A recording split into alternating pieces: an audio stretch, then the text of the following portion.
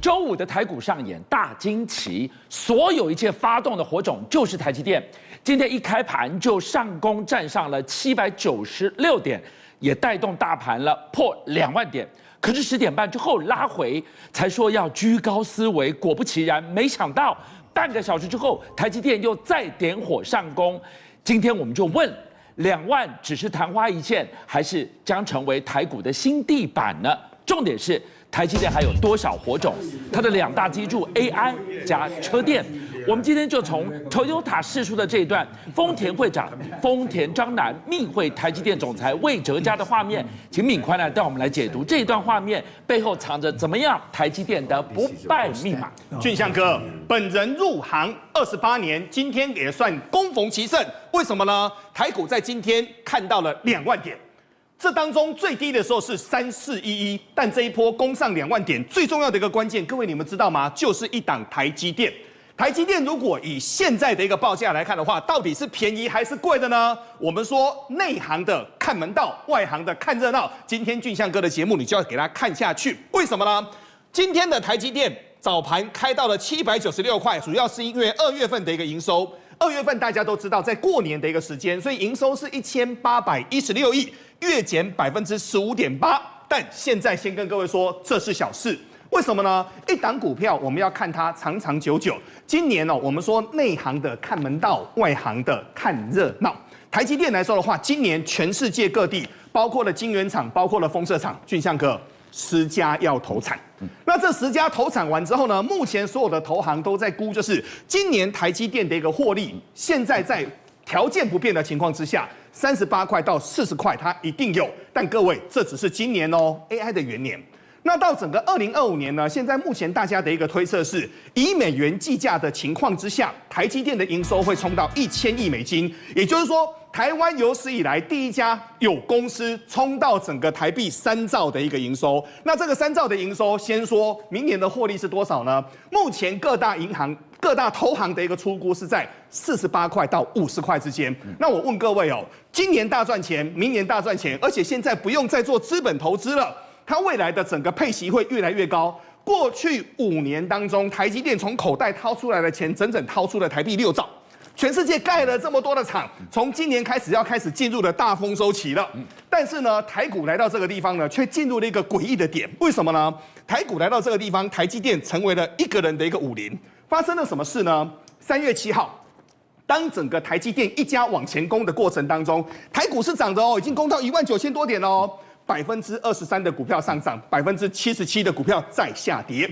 而今天当台股冲到2万点的过程当中，台积电冲到796块的时候，在那个当下，上市加上柜1200家的公司呈现下跌的一个动作。所以目前呢，整个台股都是台积电在贡献。所以我们简单的来跟各位说今天呢，我们来看台积电今年从593块起涨，到今天早上的高点796块，整整贡献了台股1656点。但各位你来看，大盘今年总共涨了6000点，也就是单台积电一家公司贡献了整整超过80%的一个涨幅。所以我们要跟各位说，现在台股是成也台积电，败也台积电，台积电现在是一个人的江湖啊。好，今天我们看到台积电带头冲关，上演了大惊奇。要问的是，过了今天、明天过后，到了下个礼拜，台积电能续强吗？能不能继续带领台股冲关2万点？会是新的地板吗？现在大家都在看台积电的油箱里面到底还有多少油。我再跟各位谈一次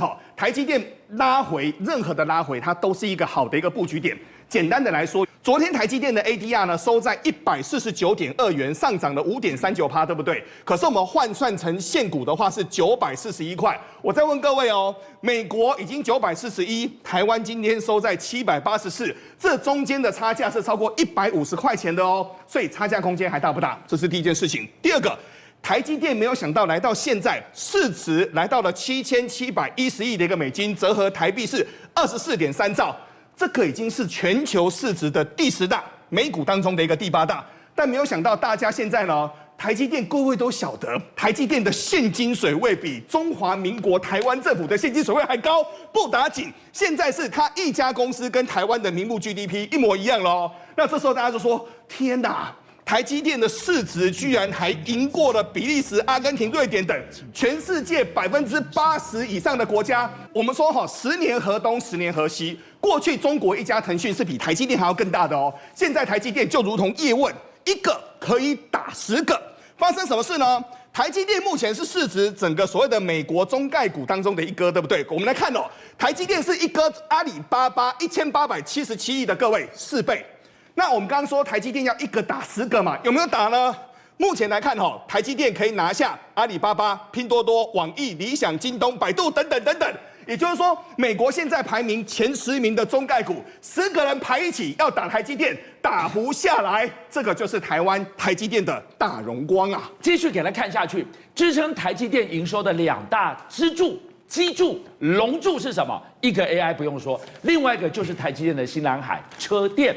继续呢，我们从这一段画面 ，Toyota 最新释出的密会巨头的峰会，在这个画面里面藏着台积电怎么样的不败密码？我们说日本人的做事情非常的一个纤细哦，但没有想到最近呢，让我看到这则视频，我都觉得非常的亲切。发生什么事呢？2月24号台积电开幕的时候呢，丰田章男第一次跟台积电魏哲家正式会面。我们来看到这段会面哦，你有没有发现一件事情？这是 Toyota 释出的影片哎，俊相哥，怎么镜头怎么看都是魏哲家。而且呢，他跟魏哲家见面完之后呢，先跟各位说，他握完手，魏哲家是一派轻松，左手就插在口袋当中。因为先说很多人认识魏哲家董事长的都晓得，魏哲家其实非常的亲切，很会讲笑话，所以台积电当中4万多个工程师都视魏哲家为总教头兼大师兄。但没有想到这一则镜头 ，Toyota 所拍出来的，让大家说怎么感觉很像长官在训话哦？对，你看，你刚刚讲了一个重点，你看画面都对着谁？都对着魏哲家，而你们这个丰田的会长只有后脑勺。换句话说，这个有一点点。我来拜会你，我有求于你的味道、没有错，而且不打紧哦。丰田章男一辈子可是也刀子来火里去，丰田家第5代的一个传人哦。你知道丰田章男，我先说丰田章男，我听过他的一个演讲，他是一个非常沉稳、四平八稳的人哦。没有想到当天呢，他跟魏哲家讲完话之后，俊相哥，章男老大转头就走了，后面的助理跟他说：“哎呀，社长，请回来。”回来之后。才又拍了这张照片啦，所以丰田章男就是跟魏哲家寒暄，对，打招呼，双方交谈完之后，他居然转身他就要离开了，后面助理叫回来的。各位就晓得其实丰田这次看到整个台积电到熊本去设厂，他有多开心了。好，我们说单看到丰田他们家的录影带可能还不太够，我们来看这个可重要了。为什么呢？2024年2月4号，这张是日本熊本厂开幕的一张照片哦。C 位是谁呢？张忠谋董事长、刘德英董事长、魏哲家董事长。丰田章男跟 Sony 的半导体的一个代表站在旁边，日本政府的一个代表站在旁边。过去是万年的一个C位哦，现在第一个也只能够边边站。但我们说日本看到台积电来设厂，他有多开心？先跟各位谈哦，日本有3样的护国神器，包括了汽车，包括了家电，包括了机械，而这当中他们最怕的就是没有晶片。但这次呢，台积电去补足了这块短板之后。未来日本的20年到30年，他们宛如吞下了一颗大型的一个定心丸。而现在更重要的一个重点是，日本政府在说了2035年他们国内的电动车比重要拉到60%。丰田想做啊，可是真的做不到。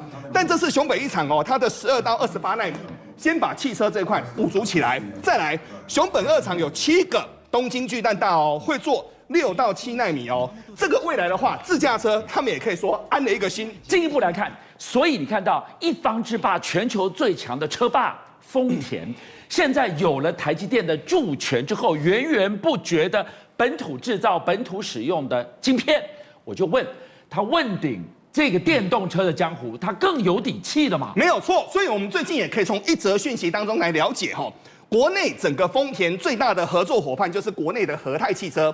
和泰汽车目前已经证实了评估Toyota 的电动车国产化，目前呢是已经在路上了。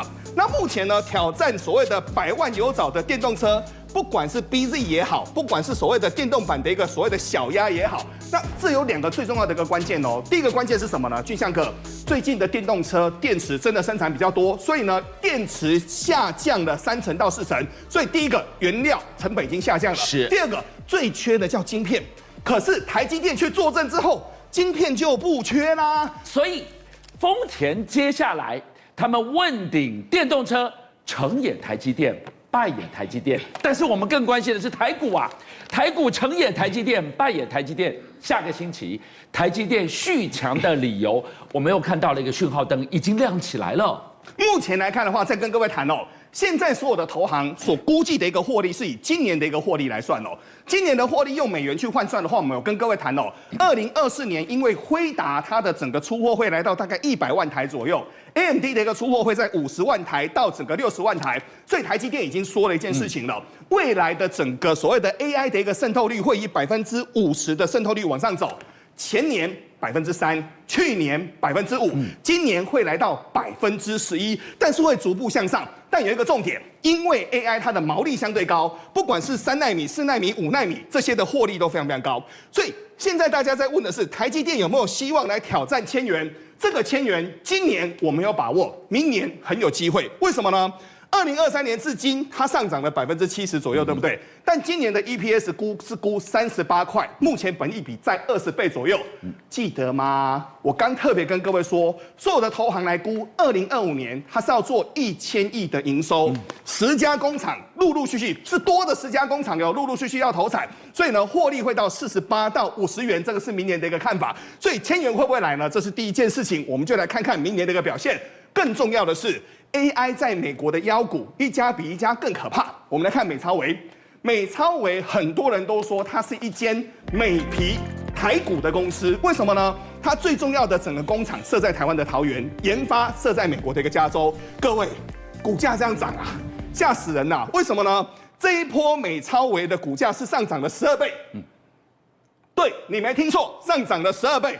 它目前的本益比大概是88倍哦，这个叫美超微。我们再看另外一间公司叫辉达，辉达目前的股价已经攻到926块了，它从2023年到现在整整涨了5倍。好，一家涨了12倍，一家涨了5倍，台积电涨70%。别忘记一件事情哦，美超微的本益比各位88倍啊，目前的辉达的本益比各位70倍，而台积电呢，货真价实，3奈米、4奈米、5奈米，全球的制造霸王，本益比现在20倍。台积电的股价还有上涨空间，各位应该都知道啦。两岸要开战了嘛？我们看到国防部长邱国正他首度松口，他说两岸正濒临动武的边缘，压力已经大到让他睡不好觉。他甚至证实国军已经更改了第1级的做法。在此同时，观众朋友，习近平也释出了军事讯号，要为海上斗争做好准备。更离奇的是，在金厦水道，挖泥船已经开到这个地方来了，所有都在今天发生。马老师带我们来解读，怎么看这个局势？各位观众，我在本节目已经4个月没有讲台海局势了。是为什么没讲？虽然它还是中共基建还是来，但是大同小异。为什么4个月之后我突然要讲了？现在嗅到不一样的氛围了。老师，你闻到什么样的氛围？嗅到战火的味道，要打仗了吗？我绝对不在那边危言耸听。来，不是我讲的。第一个，国防部长邱国正，我今天要提很多证据给大家看。是，国防部长邱国正在立法院说了2段话。第一段，这个他每天都提心吊胆，紧张到睡不着。这第一个是。第二个，他讲了8个字。濒临动武，情况严峻。不是我讲到这8个字，他讲到，而且我当初听到这个濒临动武的时候，我还以为兵临城下的濒临动武了。这件事情非常非常严重，就是居然大陆的挖泥船跑来挖泥就代表他要开这个新航道，就他开什么新航道呢？注意看。从小金门跟大胆岛中间直接穿过去。我告诉各位，老共以前是让利，它确实从小金门跟大嶝岛中间穿过去，是它最快的航道。是，但它以前这样金门会紧张啊，它就从大嶝岛跟青屿中间穿过去，它不要从小金门中间穿过去，它绕远路过去。它现在挖泥之后，它如果真的从大嶝岛跟小金门中间穿过去，代表什么意思？我的防线就被你破防啦。不是，金门海域就是我家的了，你海巡署再来撞看看。金门海域就是我家的，没有什么海巡了。所以大家不要觉得挖泥船、工程船什么又不是军舰，对，没有，他要来挖航道的，他来挖航道了，这是天大地大的事情。习近平现在在开两会，大家一定要知道，两会昨天跟今天之前是分组座谈，就每个代表团自己在分组座谈。习近平跑去参加一个分组，你不知道参加哪个分组来？哪一个分组？解放军代表团分组。是，所以在这个地方的发言，我们就要仔细听啊。他没有去工商，没有去企业，没有去什么这个少数民族，他跑来解放军代表团去跟他们来座谈，全部就这样。结果最重要的是他讲了什么东西？他全部重点都在统筹海上军事斗争的准备，就是海战。你们就准备给我打海战，你把海战搞好。海战，他不是讲什么高山啊，高山就是印度嘛，对不对？海战，那我就想到了金厦的帆船到现在善后没完没了，哎，对，好，我跟你讲，这些讯号一装来，是重击到邱国正，他提心吊胆睡不着觉。好，因此台湾有没有做出回应？有做出回应，做出什么回应？我一定要跟大家讲。第一个回应。今年汉光演习的兵棋推演，8天7夜，1年期的役男开始服役了。1年期的役男要打城镇战，要打巷战，你们可不可以打？要来推演，这不得了的事情了。我再告诉各位，这从来没有汉光演习让敌人上岸过。政府说我们1年1的义务役是不用到最前线去跟敌人短兵相接的，没有到最前线啊。打城镇战、巷战已经是后方了，那也会伤亡啊。那你当兵不打这个，你要当什么兵呢？好，这是我问的，好，还没完。以前美军的现役军人哦，以前都是退役的，对，只能说不能，只能做不能说的。对，这次公然要说美军会有一个庞大的观摩团来参加8天7夜的汉光演习。这不得了的，是。还有一个，美军为什么要来？因为以前我们从来没打过巷战，美军要当裁判官。裁判官，你巷战打得动打不动？看你够不够格挡得住。对，好，各位，这是汉光演习还没完，我一定要跟大家讲。现在最高参谋总部下令，空军恢复跨职业飞行训练。这个是什么意思？现在没有吗？现在没有。我告诉各位，因为幻象跟那个 F-16。一起飞，吵死人了，太吵了，而且大家会害怕。对，所以居民们抗议之后，现在中华民国战斗机晚上9点以后不出勤的，晚上9点后不出勤，为什么？第一个会吵到民众的安宁，第二会引起社会恐慌，还有第三个就是老共共机也不一定要摸黑过来踩你的 ATID 啊。好，现在突然下个命令了，各位观众。空军恢复跨职业飞行训练，而且我可以明白跟大家讲，3个连队先恢复。哪3个？台南的第1连队，这是经国号，因为台南它是迎战南部的，是新竹的2连队，这个是幻象，对，花莲的5连队啊 ，F-16。我跟大家讲为什么要恢复，因为现在要打算老共来的时候可能晚上来，各位一定要知道，水岸线战斗机很先进，先进到它可以自动驾驶啊，可以4机外攻击啊。但是你还是有目视的、啊，对，目视，譬如你跟长机编队飞行，你要目视啊。对，那目视的时候，我告诉各位，有月亮跟没月亮，这个初1跟初15的光线都不一样的，有星光跟没星光都不一样。我们9点以后没飞行过，你说搞什么、啊？所以我们现在等于说打空夜战的准备了，你给我值夜去给我飞行。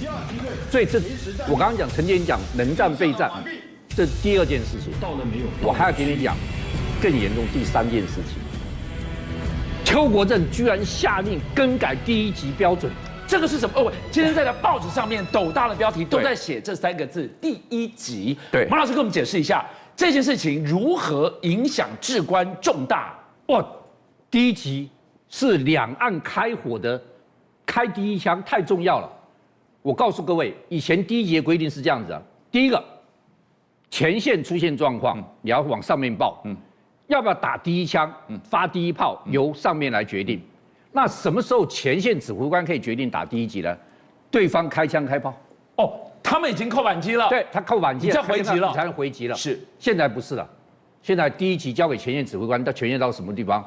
对方做出逾越的行动，你就自己打第一集了。所以会有一条线，这一条红线它越过了，我就可以展开第一集了。而且这条线好模糊哦，什么叫做对方做出逾越的行动？那这条线在哪里呢？不没有线，所以我认为逾越的行动包括2点，我个人猜测哦，第一个，对方撞你。船舰来撞你，飞机来撞你，撞的，这第一个。第二个，进了我的领空领海，就啪就打了。我认为是这个，不然他没有解释什么叫约，但更改第一级行动是不得了的事情。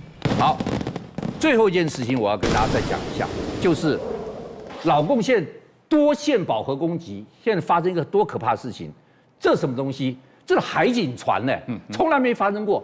老共的海警船。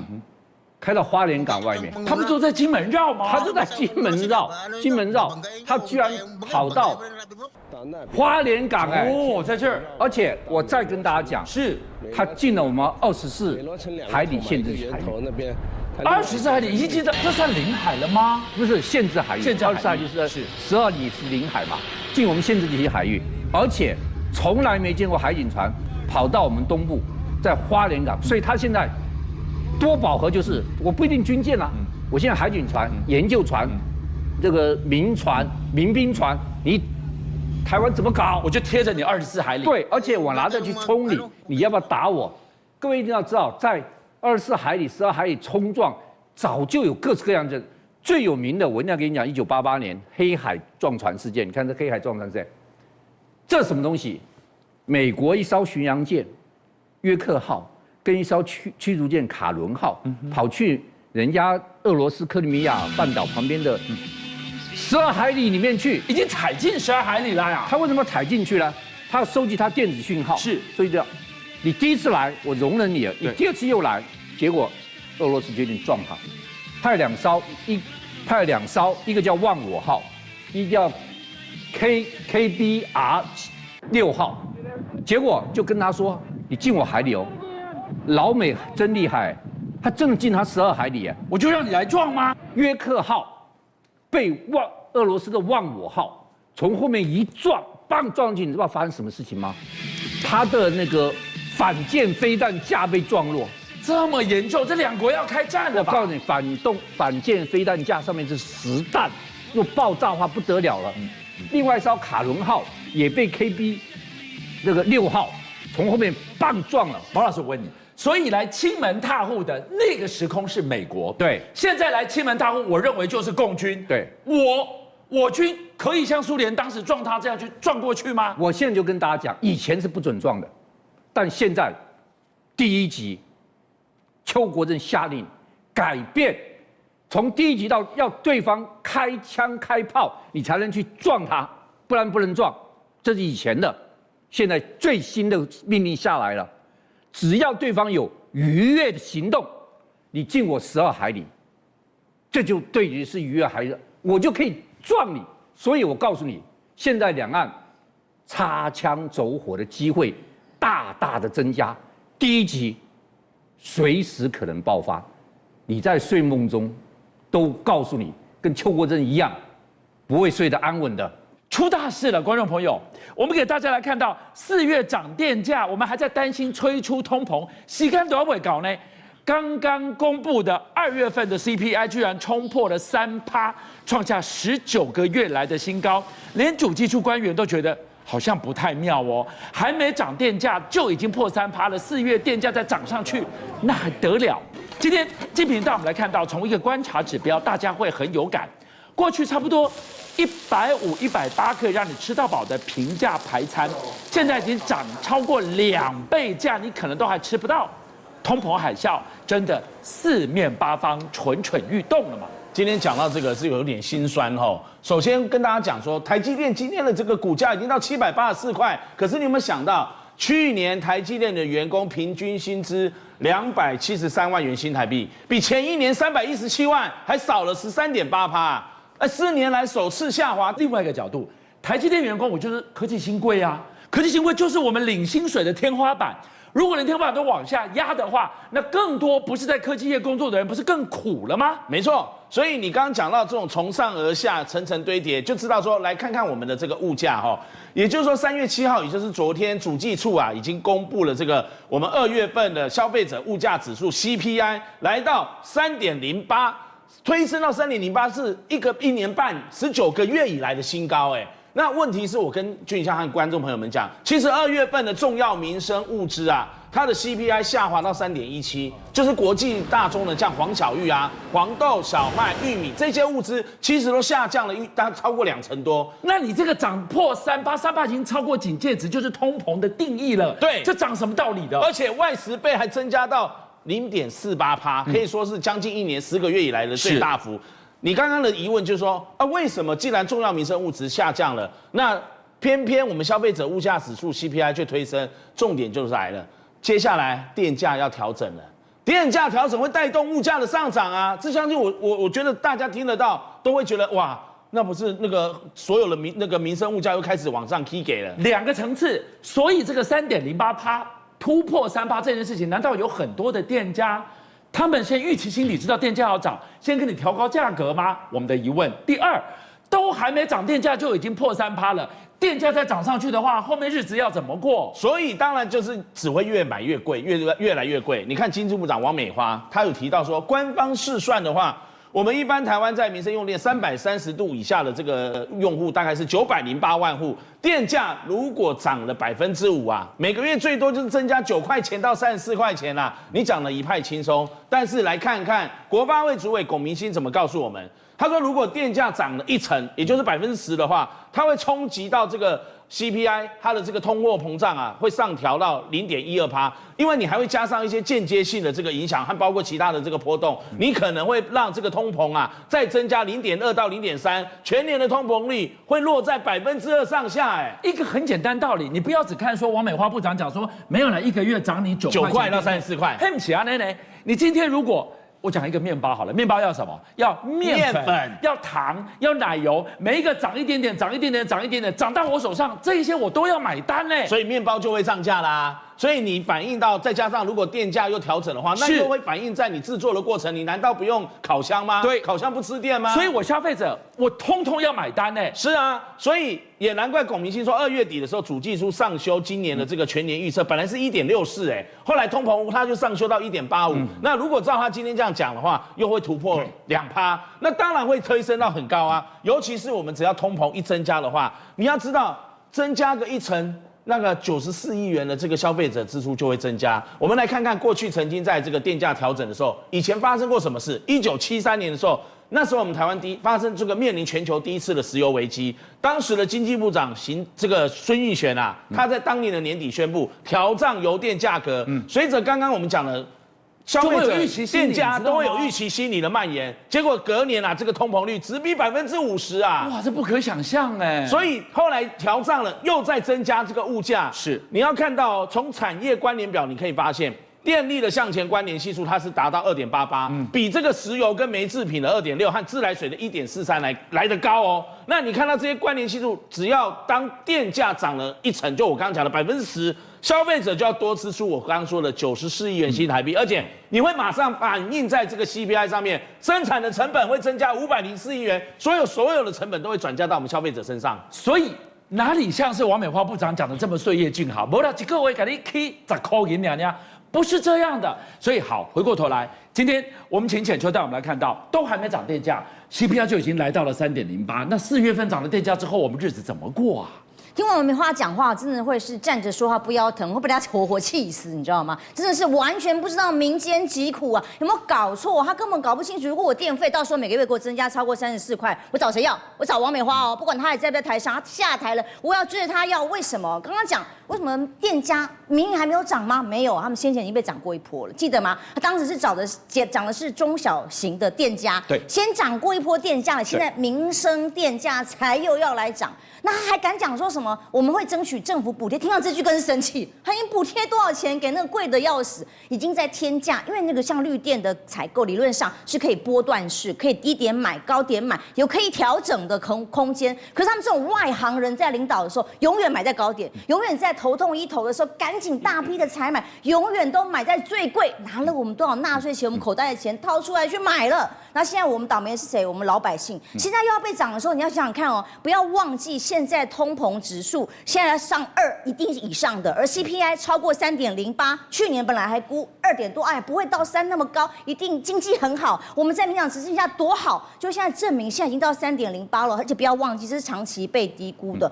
因为这个计算的指标啊，已经几十年没有改过了，尤其是房租、房价都没有纳入计算哦。那这个物价各种的飙涨之内，现在民生物价的这个电价还没有进来哦，那还吃不安心，更生气。我已经很贵了，买的很贵，还吃到有毒有问题的，也没有管制，所以现在整个民生的这个涨幅是整体随着电费、电价，还有物资、物价，还有房价、房租全部一起涨。所以还是回过头来，2月份 CPI 给你飙到3.08%，那如果3月份下旬拍板，这不是如果，这是板上钉钉，电价必涨。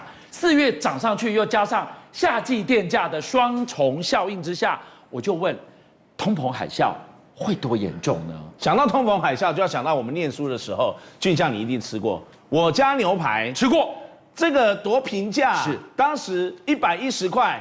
哦，真的不用太多钱，大家都吃得起，很多学生的最爱。可是没想到连锁排餐这一家我家牛排也开始变贵了。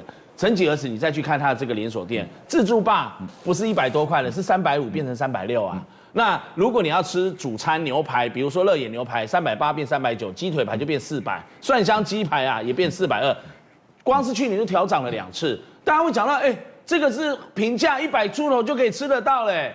现在刚刚讲的通膨、消费者物价，怎么可能啊？所以刚刚讲到的蠢蠢欲动有没有？不用等，这个就是蠢蠢欲动，已经动了。去年涨2次，现在才3月初又涨1次了。所以我认为这样的一个价格会再涨哎，会再涨哎。所以我家牛排以前我大儿子出生的时候几乎都带他去吃，现在吃不起的这个最小的儿子最倒霉，就没吃过我家牛排。可是你看我家牛排全盛的时期有多强，我刚刚讲了，每克110块，对，然后呢150块就有牛排加沙拉吧，吃到饱。所以很多人其实是冲着沙拉吧去吃的。而创办人其实当时周明钊跟他的这个合伙的朋友股东林俊龙啊，年轻的时候周明钊摆过地摊，也卖过三明治，还当过这个老板，帮人家开车的司机，而且他还曾在宜兰养过鸭子。这个人好神秘哦，哎，也点 K 啊那拓点拓个冰冰表表，这个人好像没有在媒体上被拍过哎。对，因为低调，所以他在1978年的时候，跟他的朋友一起共同开启了整个夜市平价牛排的热潮。后来2个人就赚到了第一桶金啊，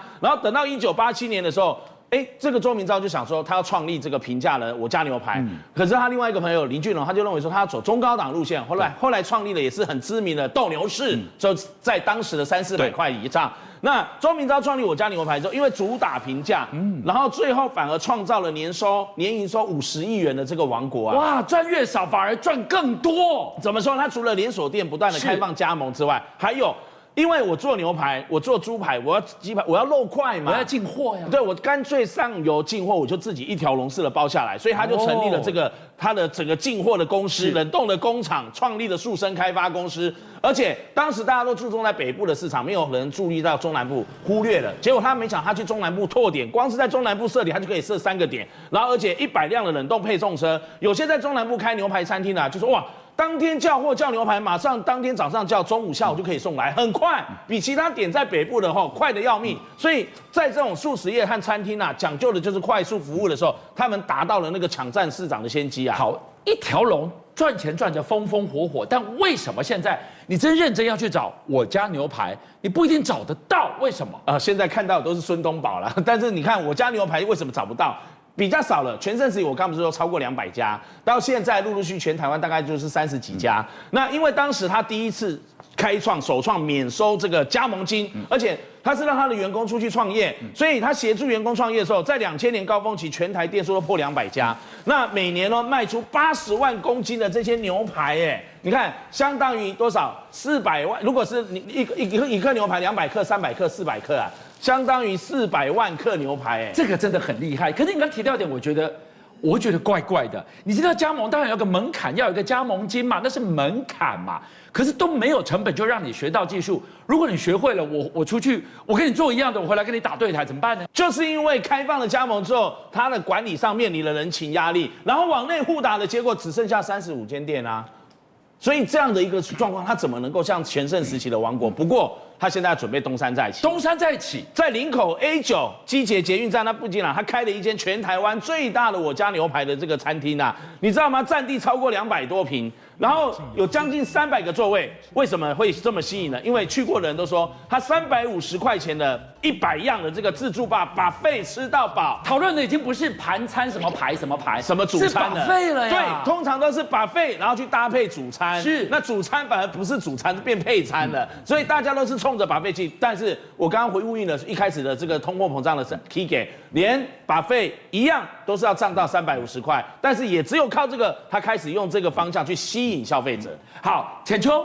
这个是我们共同的记忆，我们的时代的眼泪，我家牛排。所以当评价都不评价的时候，这个通膨海啸怎么来面对它？怎么办？我听你们俊相讲了半天，我突然觉得他怎么那么便宜？是我在平行时空吗？因为我都很怀疑他怎么活。我很爱吃一家排骨面，一般的连锁排骨面，现在一碗就一个简单的排骨跟一碗清汤面就要180了耶！你看他150就有牛排跟沙拉吧吃到饱，他怎么活？因为现在整个物价通膨实在太高，原物料那么高的情况下，他这个还可以倒到是你说35家已经算很多了，因为这个成本被压到一个极致的情况之下才有办法。否则是活不下去，各种成本那么高，加上店家，但是我已经觉得他很厉害，能够用这样的成本压到，因为现在你随便阿中面线一碗，以前我小时候吃15块、25块嘛，对，现在已经到75块了。那这种比例，你看它的料跟成本是多少？比较起我家牛排，我觉得它很强大，超强大。生死天注定，观众朋友，你来看看这一段画面。盘旋在几十层楼高空的直升机飞到螺旋桨罢工，肯定是没命了吧？但机上4条人命死神拒收。我们今天带你来看到飞行员怎么惊险的让这一架直升机飘呀飘呀飘，让它飘下来。不过当然不是每一场危机都这么幸运，让全美国最难翻页的这一起空中危机，联航93航班。钟博带我们来看看空中危机最前线。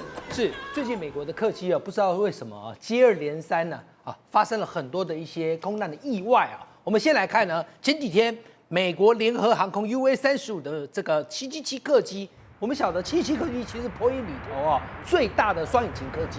画面当中你所看到，它在起飞过程当中，你有没有看到左边有6颗轮胎，右边有6颗轮胎，怎么突然有一颗开始松脱了，就这样掉下来了？轮胎飞到掉下来。对，所以左边的6颗轮胎就变5颗。好，那当时他从旧金山的机场起飞之后呢，他本来是要去日本的大阪，那这样子当然不可能啦，所以怎么办？最后就迫降了这个洛杉矶。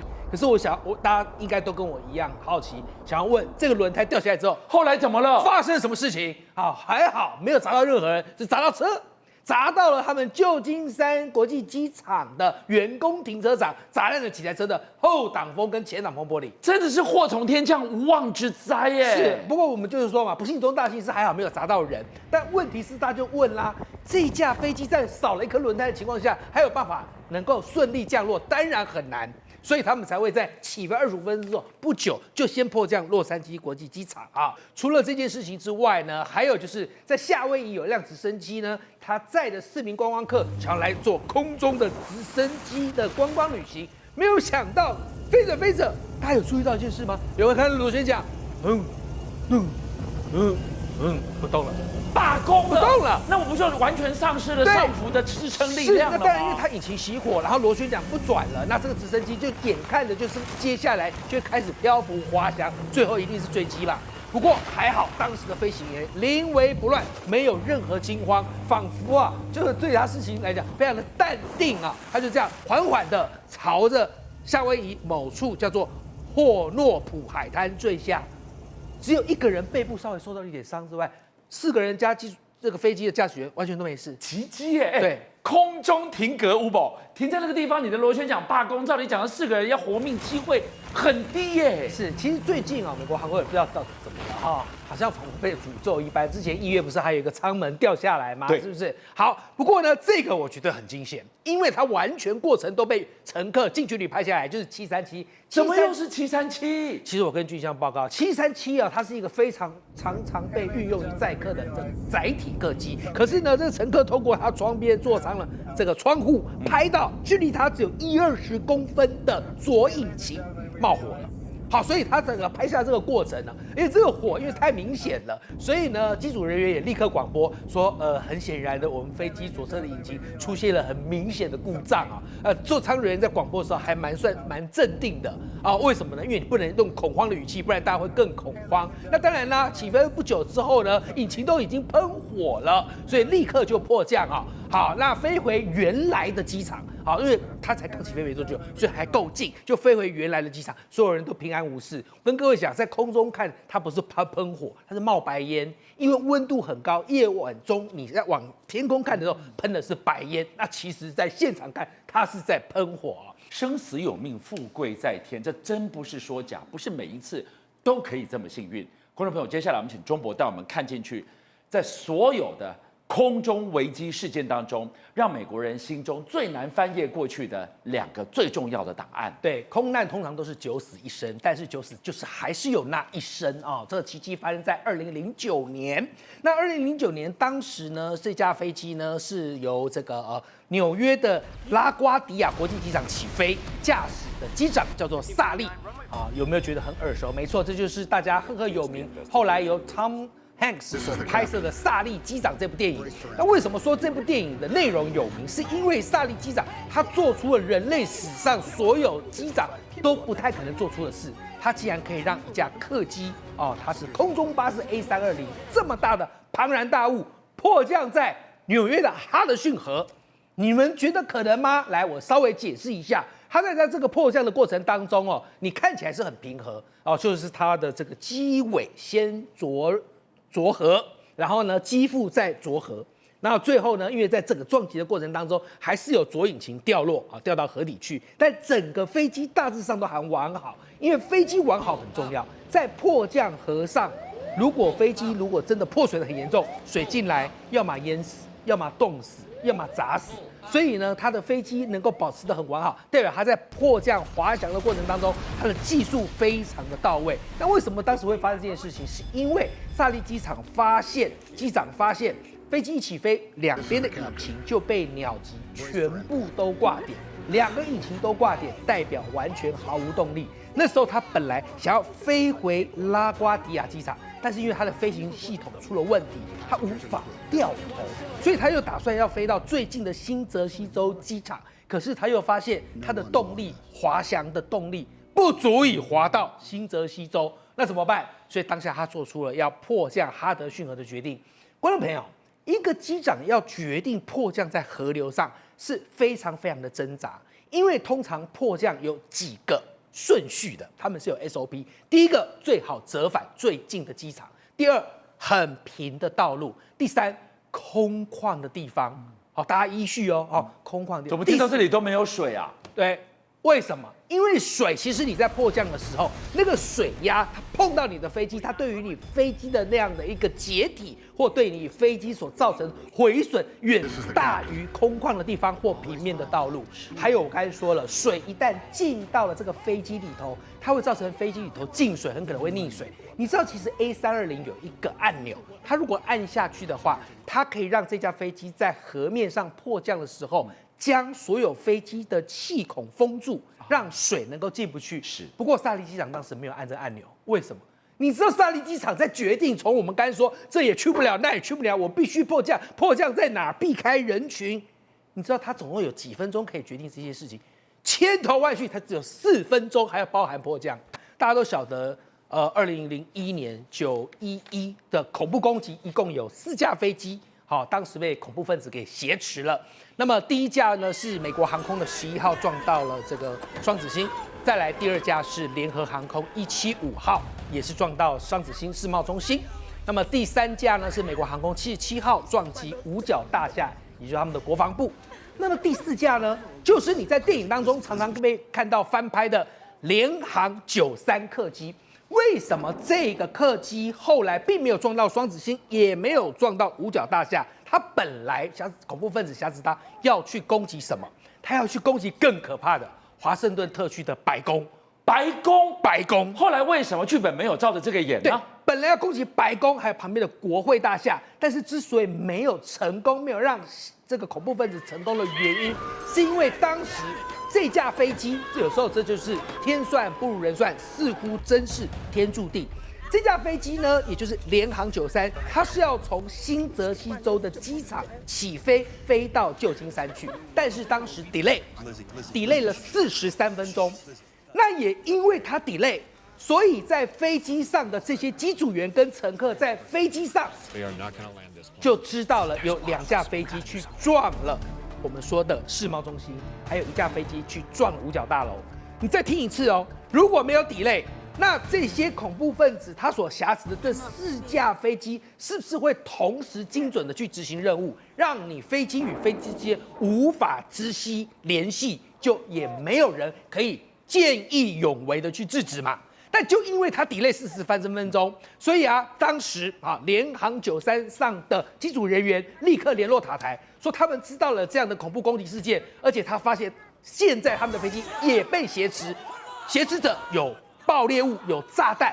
那我们飞机上现在的乘客已经有人决定要牺牲自己的性命，去和挟持者搏斗，来夺回这架飞机的控制权。讲到这一段，真的是历历在目。而其实同样一个时间，在机舱外，一架 F-16也已经升空了。对，那是怎么回事？因为当时这个白宫它的地保人，就是我们白宫很多的人都躲在地堡下面，他们已经知道这架飞机要来撞白宫了。所以呢，他们也都做好牺牲性命的准备。如果有人能够生还，就要去移到另外一个临时白宫。你想想看，当时整个白宫都做好了要撤退以及牺牲生命的准备的时候，你就知道事情有多么的危急。不过，当时美国副总统钱尼他则说，我们绝对不可以让这架客机来攻击白宫，因为这会是历史上的第一次。你怎么挡下他呢？所以他决定下令由出动 F-16的战斗机去将这架客机打下来，而且打的方式不是用导弹，而是要用自杀性的任务。为什么由 F-16战斗机的飞行员不挂任何飞弹的情况下，因为要减少伤亡，因为你是在华盛顿 DC 的上空，然后呢去用自杀性任务和它对撞。本来都已经要执行了，可是有的人就跟钱尼副总统讲：“你确定要这么做吗？因为史上没有一台客机是被击落的。”钱尼反问他：“那史上又有白宫被炸过吗？”所以最后还是决定要这么做。不过还好，最后没有用到这个措施，因为后来由托德领军的，包括我刚才说的汤姆跟杰瑞米这几位英雄，最后成功制服了挟持者，将这架飞机。最后是坠毁在宾夕法尼亚州的乡村，他们也算是完成了拯救相当多性命，拯救了白宫，拯救了国会大厦的一场自杀性的援救五七报新闻从2018年开始，连续6年，谢谢大家的陪伴，我们已经累计了总计9亿人次的观看数了，非常感谢大家。重磅消息，给大家拜托一下，我们快要突破100万的订阅，不敢冲一下，请大家老定就老卡，call 更多人来帮我们按赞订阅，100万人的幸运儿会是你吗？请大家一定帮忙来订阅分享，然后我都会看哦，感谢您。